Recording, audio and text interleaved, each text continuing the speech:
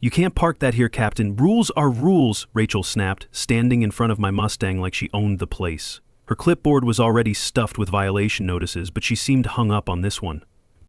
"Rachel," I said, voice low but steady, "I'm the one who wrote the parking ordinance the HOA claims I'm breaking. That tow truck isn't leaving unless you bring a court order."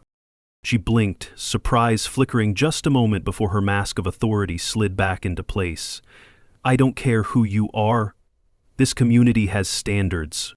"Yeah? Well, I'm Captain Mike Lawson, retired from state police, and this isn't just a car. It's my dad's Mustang, family legacy. My dad built that bench out front you're always complaining about. You want to mess with that? You're messing with me."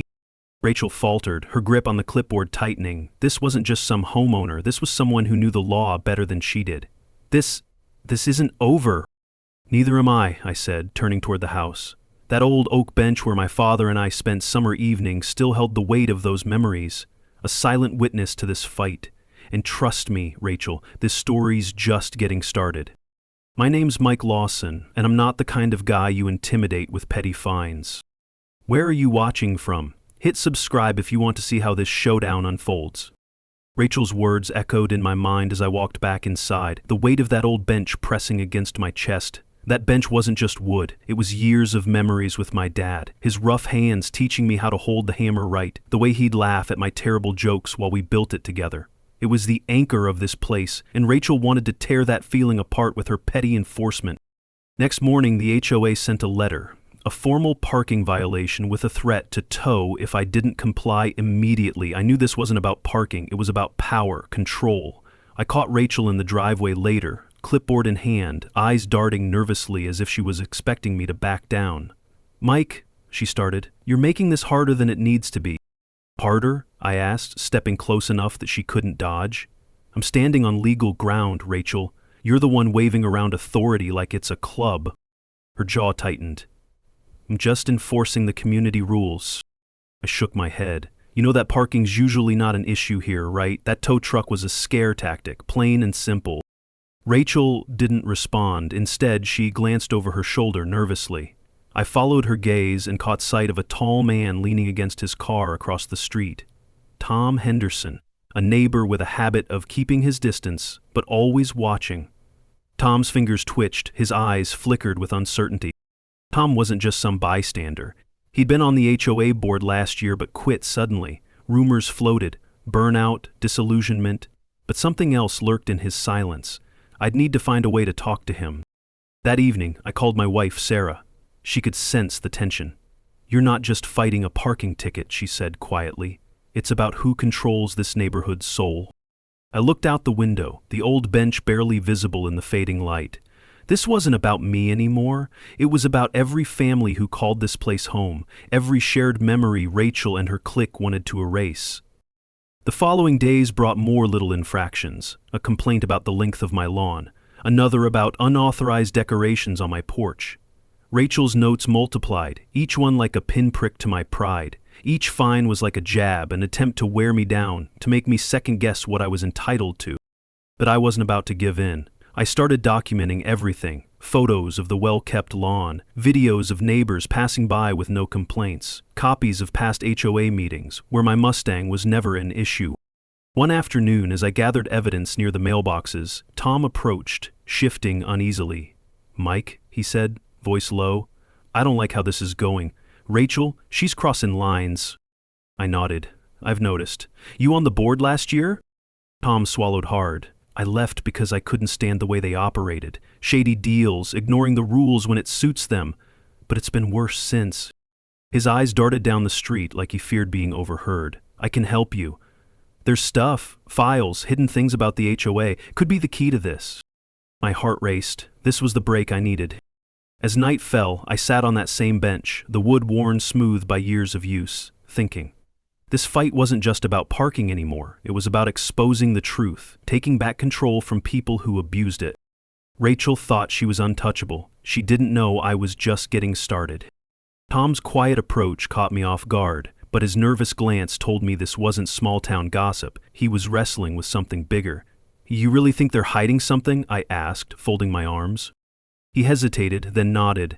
Yeah, but I'm not sure how deep it goes. I left the board because I couldn't stomach it anymore. Rachel's, well, she plays dirty.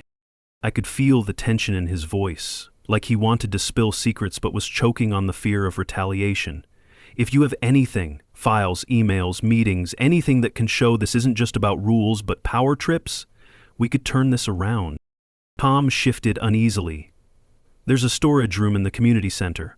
I remember seeing some old boxes labeled HOA Records. Nobody goes there much anymore. Could be a gold mine. That night, Sarah and I sat in the dim light of our living room going over what Tom had told me. The weight of the bench outside seemed to press in even here, reminding me of my dad's quiet strength. This fight was no longer about personal annoyances. It was about exposing corruption. We planned. I'd head to the community center after hours. Sarah would keep an eye on any suspicious activity around our property. The line between personal and public was blurring fast. Later that week, I slipped into the dusty community center just as the sun dipped behind the trees. The storage room door creaked as I pushed it open, thick with the scent of aged paper and must. My flashlight beam caught stacks of boxes, some spilling over with folders and binders. A sudden noise made me freeze. A branch snapping outside. Heart pounding, I scanned the room and spotted a battered filing cabinet. Pulling it open, I found folders filled with meeting minutes, expense reports, and strangely, unsigned letters about property violations and enforcement actions with suspicious timing. One folder, labeled Executive Decisions 2019, contained notes about fining residents without proper notice, including my own, parking violations that seemed to pop up out of nowhere. The deeper I dug, the clearer the pattern became. A targeted harassment campaign disguised as code enforcement. As I sifted through papers, my phone buzzed softly. Sarah texting, saw Rachel near your house again, watching. A cold shiver ran down my spine. They were watching, waiting for me to slip. But I had proof now. Back home, Sarah met me at the door, eyes sharp but worried. You okay? You look like you've seen a ghost. Feels like I found their skeletons, I said, dropping the folder on the table. This isn't just enforcement, it's a vendetta. And they've been covering it up. Sarah nodded. We need a plan. This isn't just about fighting fines anymore, it's about saving the community from a takeover. Over the next few days, I contacted a lawyer friend who specialized in HOA disputes. He confirmed what I suspected. Those violations and fines were legally flimsy at best, and the lack of proper notification made them invalid. More importantly, the hidden documents could expose the HOA board's misconduct. Meanwhile, Tom's unease grew. I caught him once watching Rachel's car roll past, his hands trembling slightly. It's not just about the money, he said quietly. It's about power. They want to scare us into silence. His words echoed my own fears, but it also steeled my resolve. I wasn't about to let them win through intimidation. Rachel, sensing resistance, began ramping up her surveillance. Cameras appeared overnight at the entrance of our street. Anonymous letters slid under our door, accusing us of community disruption. But the community was waking up. Neighbors who once avoided conflict began asking questions. A few whispered about their own strange fines, their voices trembling but growing louder. That old bench outside our house remained a symbol of what was at stake. It wasn't just wood and nails, it was the history of families who built this neighborhood, who deserved respect and fairness. I looked at Sarah one evening, tired but unbroken. This fight's bigger than us. She squeezed my hand. We'll win it. Together. The weight of those files didn't just settle on my desk. They pressed down on my nerves, whispering a litany of lies and abuse. Rachel's little empire of control was more tangled than I thought, and the more I learned, the harder it became to keep calm. Next morning, I met Sarah at the coffee shop. Her eyes were sharp, reading me like a cracked book.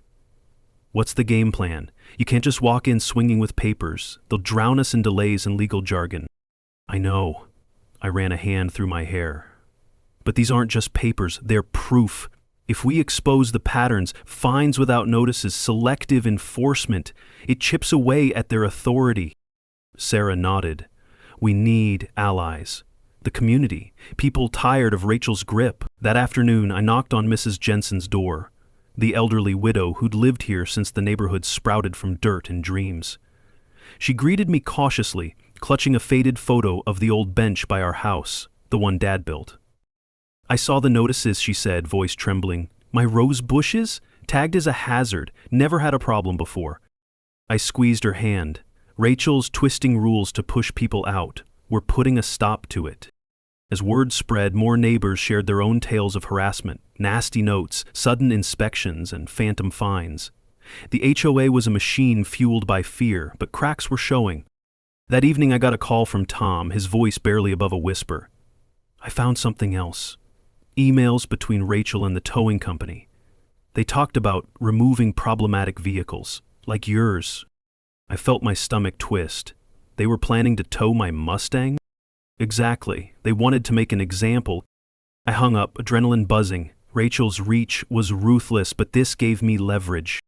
Over the next week, I started gathering evidence more methodically. Photographs of notice boards with outdated info, recorded conversations with reluctant board members, and Sarah's notes from neighborhood meetings. Every detail built the picture of an HOA out of control. One afternoon, Rachel caught me taking pictures near the clubhouse. She flashed that smug smile, dripping with entitlement. You think you're clever, don't you? But you're just stirring the pot.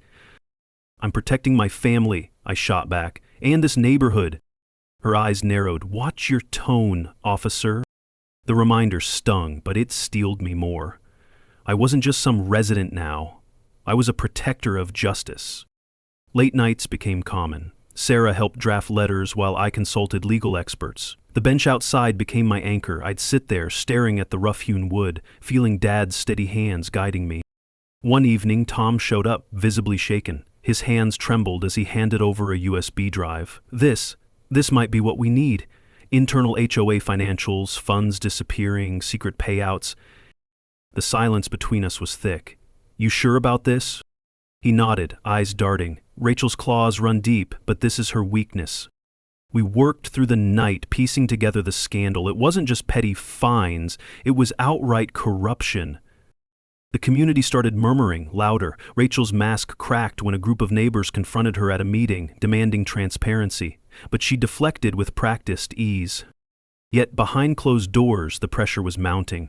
The once invincible queen of the HOA was now scrambling. Sarah leaned close one night, whispering, "This is it. We've got the proof, the people, and the momentum." I looked at her and felt something I hadn't in weeks. Hope. Our fight wasn't over, but we'd crossed a line. From targeted victim to empowered leader. That night, I couldn't shake the weight of the USB drive in my pocket. It wasn't just a piece of plastic. It was a ticking bomb, the key to exposing everything Rachel had hidden beneath polished smiles and fake concern. But proof like this didn't reveal itself without a price. The basement was cold and dusty, a place I'd barely stepped foot in since we moved here. But tonight, the faint flicker of a single overhead bulb became my spotlight as I sifted through boxes marked HOA archives. The air smelled of old paper and forgotten secrets, creaking floorboards echoing with every hesitant step.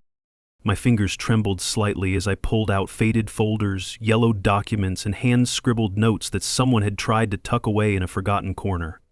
The light buzzed, casting long shadows that twisted, like the lies buried in these files. I spotted something, a ledger, carefully kept but with odd entries, large sums transferred to consultants with no names, payments dated suspiciously close to contentious HOA meetings. It was the financial trail Rachel didn't want anyone following. As I thumbed through the pages, the basement door creaked behind me. Heart pounding, I spun around. Tom stood in the dim light, eyes wide but face unreadable. "You're digging deep," he said, voice low. Needed to. This stuff proves Rachel's not just about rules. She's laundering money, manipulating votes, threatening neighbors to keep control. I held up the ledger. Tom swallowed hard, glancing around like he half expected someone to jump out. "This is dangerous." "Yeah, but we can't back down now." We worked late, sorting documents and cross-referencing dates. Every new discovery felt like a fresh slap, but also a push toward justice. Outside, the world slept, oblivious to the battle brewing beneath a creaky basement light. In the days that followed, Rachel's tactics grew more aggressive. Notices about lawn care violations turned into warnings about unauthorized use of communal areas. One afternoon, a towing truck rolled onto the street, its driver eyeing my Mustang like a predator circling its prey. I met Rachel on her porch, the early sun casting sharp lines across her stern face. "You think you're untouchable?" she hissed. "You don't own this neighborhood." I held my ground. "This neighborhood is for its people, not your power plays." She sneered. "You'll regret this." But beneath that bravado, I caught a flicker of doubt. The ledger wasn't just a document, it was the crack in her armor. Sarah and I rallied the neighbors, sharing what we'd found in hushed tones and quiet meetings. The bench Dad built became our meeting spot, an anchor amidst chaos. It reminded me why this fight mattered: family, legacy, dignity. One evening, I found myself face to face with another board member, Linda. She watched silently, hands clenched tight as if wrestling with a storm inside her. I saw the tremble in her eyes, the hesitation in her voice when she whispered, "There's more they don't want us to see." I leaned in. "Help us." Her nod was barely perceptible, but it was enough. Together we planned our next move, gathering evidence, preparing to expose Rachel at the next community meeting. The stakes were high, but so was our resolve. Each step was a dance on a knife's edge, but I knew one thing: this wasn't just about a house or a Mustang. It was about reclaiming control, dignity, and truth.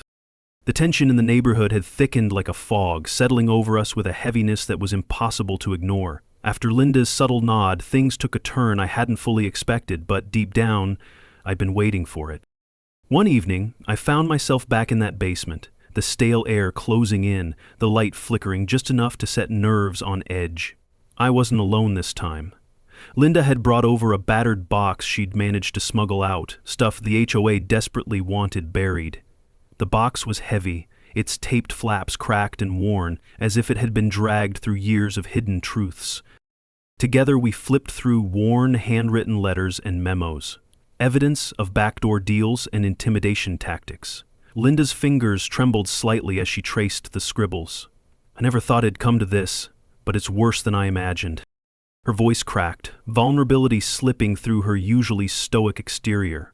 I reached out, gripping her hand. "You're not alone in this." Outside, the faint creak of the porch swing, the same one Dad had built, reminded me why this mattered so damn much. That swing wasn't just wooden nails. It was memory, legacy, a testament to what we were fighting for. That night, the documents painted a darker picture.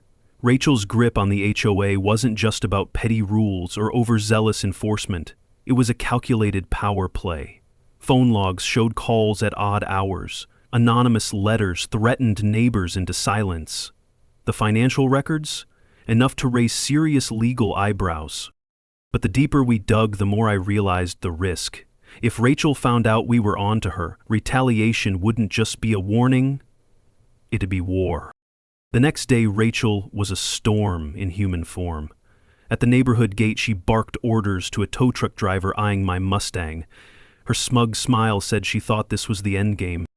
I met her with my badge, my true authority, not some flimsy HOA title. Her face went stone cold, the usual bluster deflating instantly. "You can't tow this car," I said, "not while I'm around." Her eyes narrowed, but the fight had left her. For now. I wasn't naive. This was only a small victory. Rachel's claws would dig deeper, and so would I. That evening, neighbors gathered quietly near the bench. Whispers floated like smoke. Stories of unfair fines, forced maintenance fees, and inspection visits that felt more like intimidation. Linda arrived, clutching a small envelope. "I found something else," she whispered, handing me a note with shaky handwriting. "An insider's confession." The words detailed how Rachel manipulated board votes, silenced dissenters, and falsified inspection reports to justify fines. The room grew silent. Everyone understood this wasn't just about one family or one car, it was about reclaiming fairness. I looked around at faces lit by the soft glow of lanterns, neighbors who'd stayed silent out of fear but now ready to stand. "This goes beyond us," I said. "We're fighting for the soul of this community." Linda nodded, wiping a tear. "And I'm done being part of the lie." From that night on, we planned carefully. Every meeting, every call, every document gathered was another step toward exposing the truth. Rachel's grip was tightening, but so was our resolve. The night after Linda handed me that shaky confession note, I lay awake staring at the ceiling, mind racing through every word. The truth wasn't just a weapon, it was a map, a blueprint for taking back control. But I had to be smart. Reckless moves would play right into Rachel's hands. The next morning, I sat in my cluttered home office, walls lined with photos of the family cabin, the old bench Dad built, resting beneath towering oaks, a symbol that kept me grounded. My fingers tapped nervously on a voice recorder as I dialed a number I hadn't called in years. "Detective Reyes," the voice answered, gravelly but familiar. It was Marcus, an old friend who'd once worked in HOA investigations. "Got a situation?" I said. "Looks like our friendly neighborhood president's been cooking the books and intimidating neighbors. I need someone who knows the ropes." Marcus chuckled softly. "Sounds like my kind of headache. Send me whatever you've got." We agreed to meet discreetly. Marcus's expertise was exactly the edge I needed. Later that week, Linda and I pored over the documents again. Each page unveiled more false inspection dates, forged signatures, inflated maintenance fees siphoned off to unknown accounts. Rachel wasn't just overstepping, she was breaking laws. Meanwhile, Rachel's behavior grew erratic. At the next board meeting, her usual veneer cracked. She was aggressive, lashing out at anyone who dared question her. I caught her glaring at me like a cornered animal. Linda, sitting 2 rows behind, shifted uncomfortably, fingers twitching. She glanced at me with a mix of fear and resolve. That night, I set up a small camera in the community hall. It wasn't about spying. It was about protecting myself, capturing proof. I knew Rachel would push back hard, and I needed to be ready. Days later, a neighbor approached me cautiously. "You're stirring the hornet's nest," she whispered, "but people are starting to see." The neighborhood wasn't silent anymore. At the grocery store, I bumped into Tom, a former HOA board member who'd resigned under mysterious circumstances. He didn't say much, but his hands trembled when he handed me a folded envelope. Inside were emails between Rachel and a property management company discussing kickbacks and threats. Tom's eyes darted nervously. "You didn't hear it from me." This was the break I needed. One evening, standing outside by the bench, the same one that held my childhood memories, I breathed deep. The fight wasn't just about me or the cabin, it was about justice, about reclaiming dignity for every family silenced under Rachel's rule. I called Marcus. "Ready to move forward?" His voice was steady. "Let's bring the hammer down." The morning sun cut through the blinds as I sat at the kitchen table, files scattered everywhere, the faint scent of fresh coffee barely masking the tension thick in the air. Marcus had just left after an intense strategy session. We were ready to push back, armed with damning evidence, but Rachel wasn't going down quietly. Linda stopped by, clutching a cup of tea, her eyes avoiding mine like she was carrying a secret too heavy to share yet. "You know, if Rachel knew I was helping you," her voice trailed off, hands tightening around the mug as if it might break. "She won't find out," I assured her, though I knew the stakes were rising. Every move felt like walking a tightrope above a pit of vipers. The community meeting was scheduled for the end of the week, and I'd arranged to present our case with Marcus's support. But before that, I had to prepare. My mind kept circling back to the old bench beneath the oak, the one my dad built. That spot had been a refuge for years, and now it symbolized our fight. No way I was letting Rachel erase what that bench represented. The days blurred into a series of confrontations. Rachel doubled down on her intimidation tactics, sending terse emails, posting vague warnings about community standards, even threatening legal action over trivial infractions. One afternoon, I caught her cornering a neighbor, her voice low and venomous, wielding HOA rules like weapons. I watched from a distance, fists clenched. This wasn't about rules anymore. It was a personal vendetta. Back at home, I updated the voice recorder with a new entry. "Rachel's using fear to silence us, but fear doesn't win, facts do." The night before the meeting, the power flickered, faint but ominous, as if the house itself was holding its breath. I flipped through handwritten notes from Linda's confession, each page a piece of the puzzle falling into place. A creak from the floor above pulled me from my thoughts. The house, much like the neighborhood, was restless. On the day of the meeting, the community center was packed tighter than a can of sardines. Rachel held court at the head of the room, radiant and smug, exuding the kind of control only someone drunk on power could wear so easily. Marcus and I set up our presentation discreetly, eyes scanning the crowd for allies. Linda sat near the back, her fingers nervously twisting a bracelet she never wore before, a small but telling sign of her growing resolve. Rachel started with her usual spiel, condemning those who seek to disrupt our harmony, painting us as troublemakers. But when Marcus pulled up the emails, the forged documents, and the recorded intimidation attempts, murmurs rippled through the room. Rachel's face paled, her usual quick retorts caught in her throat. Linda stood suddenly, voice shaking but clear. "I was part of this. I saw what Rachel did, and I'm sorry I stayed silent." The room stilled. The tide was turning. Rachel's grip loosened, her angry retorts sounding desperate and hollow now. Marcus and I pressed on, laying out the timeline, the evidence, and the undeniable fact that Rachel had abused her authority for personal gain. As the crowd absorbed the truth, I glanced at the old bench visible through the window. Sunlight dappling its worn wood, a quiet reminder of what was worth fighting for. By the meeting's end, the board had no choice but to call for an emergency vote to remove Rachel and launch an independent audit. The room erupted in whispered cheers and relieved smiles. Later, as I sat alone by the bench, the weight of the battle finally lifted. This wasn't just about rules. It was about respect, legacy, and reclaiming our community's soul. Linda's quiet courage and Marcus's steady guidance had made all the difference, proving that even in the darkest moments, unity and truth could prevail. After the meeting, the atmosphere around the neighborhood shifted, but the fight wasn't over. Rachel's removal from the board was just the start, and the looming audit promised more dirt to come. I spent the next days digging through piles of HOA documents that Marcus had tracked down, meeting minutes, financial statements, emails with veiled threats, all painting a picture of corruption and abuse. One afternoon, I caught a glimpse of Linda across the street, her posture stiff, shoulders hunched as she watched Rachel's convoy roll by. There was guilt in her eyes, but also something else. Hope, maybe? I waved, but she just nodded, like she was still battling her own demons. Her silence had become a kind of quiet rebellion. Inside the house, the bench beneath the oak felt heavier now, like a silent witness to everything unraveling. Dad's carving, weathered but enduring, reminded me why this mattered so much. This wasn't just about HOA rules. It was about protecting our family's dignity, something Rachel seemed determined to crush. The audit team showed up unannounced the next morning. They combed through every corner of the HOA's finances, questioning board members and staff. Rachel was nowhere to be found. Word was she was busy plotting her next move, but the weight of the evidence was already sinking in.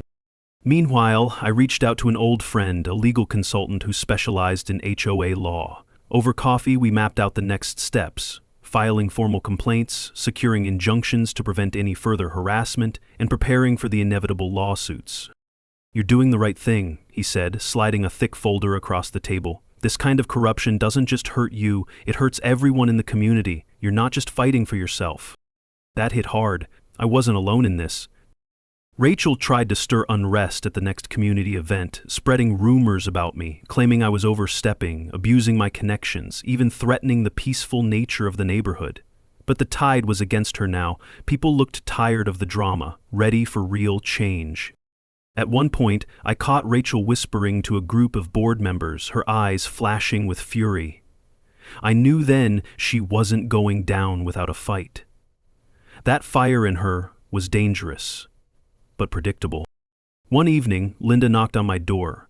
Her hands trembled as she handed me a small USB drive. "I can't stay silent anymore," she whispered. "There's something in these files you need to see. Rachel's been siphoning HOA funds for years. Offshore accounts, fake invoices. I helped cover some of it, but I want out."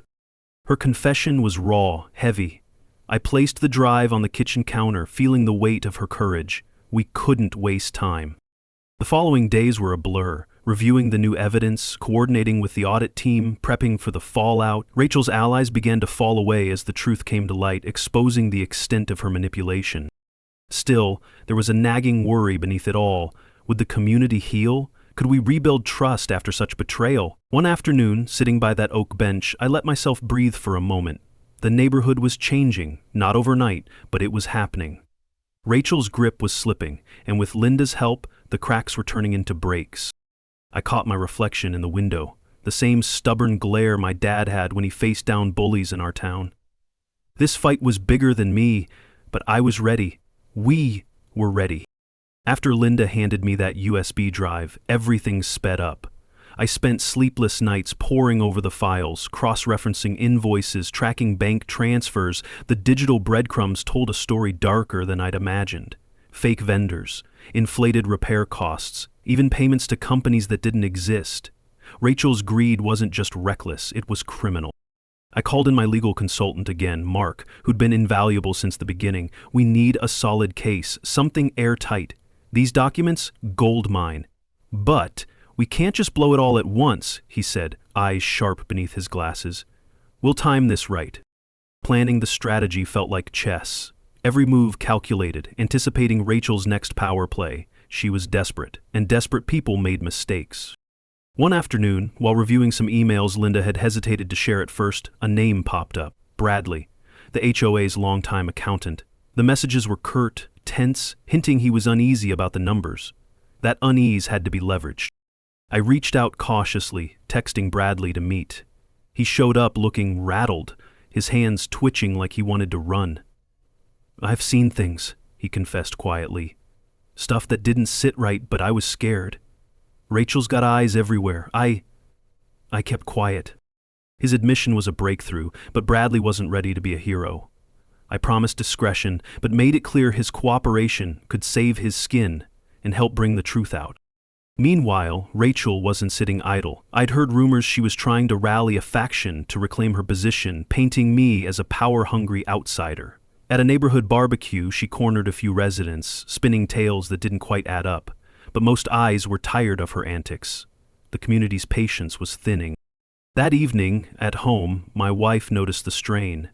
"You're running on fumes, babe," she said softly, handing me a cup of coffee. Her support was my anchor. Her belief in justice kept me steady. The oak bench outside still stood, weathered but unyielding. Dad had carved our family name into it decades ago. It was more than wood and nails. It was a testament to standing your ground.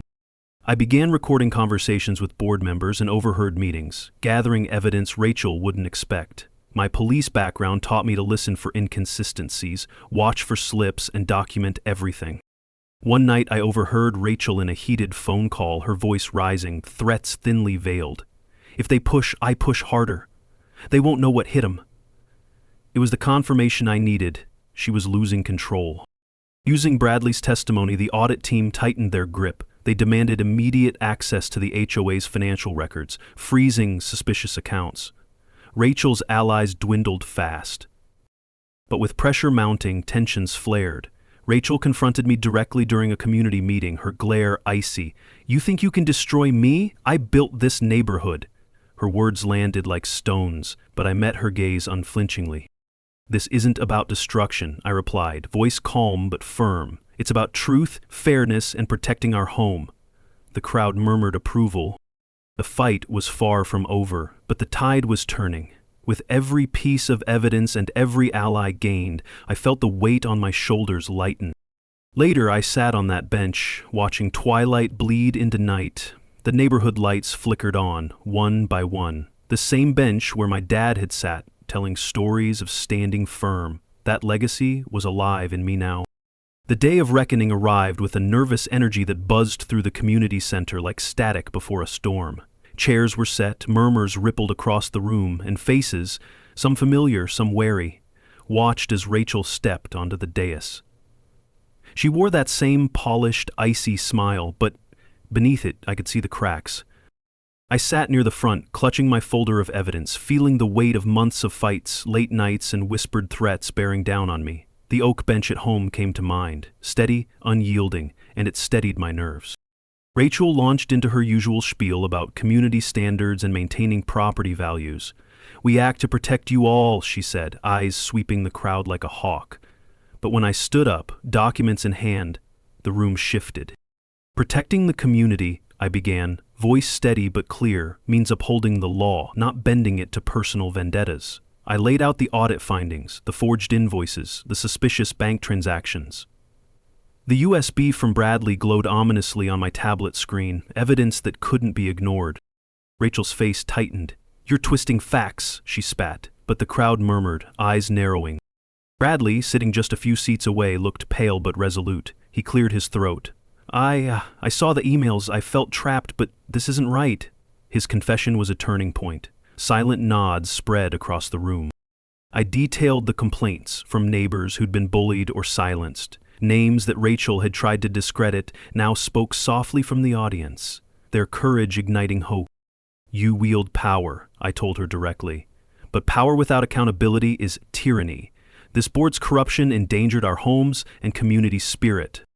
Rachel's protests grew louder, desperate. "You'll regret this," she hissed, but it was hollow, fading against the rising tide of truth. The board president, who had once stood firmly with Rachel, now avoided eye contact. Whispers of withdrawal filled the gaps.